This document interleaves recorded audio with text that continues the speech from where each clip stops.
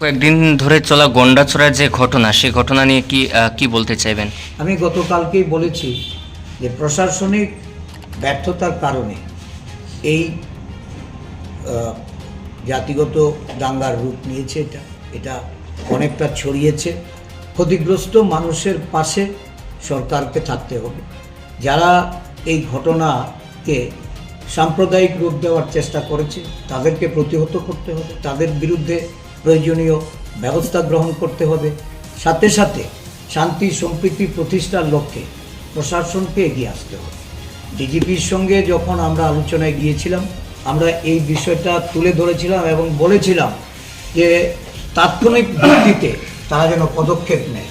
সেই রাত্রে যদি পুলিশ প্রশাসনকে সেখানে সক্রিয় করা যেত তাহলে এই ঘটনাটা এড়ানো যেত। হাজার হাজার মানুষ আজকে বাড়িঘর হারিয়ে তাদের বাড়িঘর ছেড়ে পালিয়ে থাকতে হচ্ছে। দুই সম্প্রদায়ের মধ্যে একটা দীর্ঘদিনের যে সম্প্রীতি, এই সম্প্রীতি আজকে বিনষ্ট হতে যাচ্ছে। প্রশাসন দেরিতে পদক্ষেপ নেওয়াতে খানিকটা হলো স্থিমিত হয়েছে। তবে এটা চূড়ান্তভাবে এখানে শান্তি প্রতিষ্ঠার জন্য লড়াই করতে হবে।